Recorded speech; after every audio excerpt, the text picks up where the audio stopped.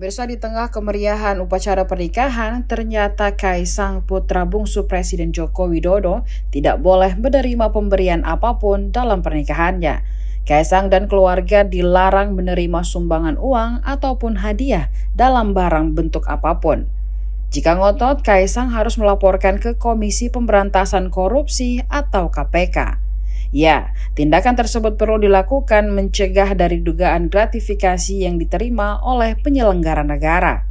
Hal tersebut disampaikan oleh Kepala Bagian Pemberitaan KPK, Ali Fikri, pada Jumat 9 Desember 2022. Menurut Ali, KPK sebelumnya pernah menerima laporan gratifikasi terkait pemberian yang diterima anak ataupun keluarga penyelenggara yang menggelar resepsi pernikahan. KPK kemudian melakukan analisis terhadap dugaan gratifikasi yang dilaporkan tersebut.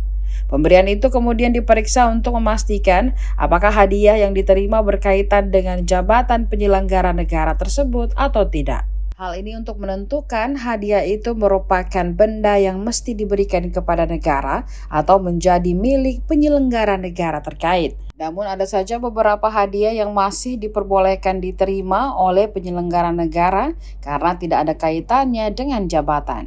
Adapun pelaporan penerimaan hadiah itu maksimal 30 hari kerja. Diketahui Kaisang menikah dengan Erina Gudono secara resmi pada Sabtu 10 Desember 2022. Dilanjutkan dengan acara ngunduh mantu dan tasyakuran pada Minggu 11 Desember 2022.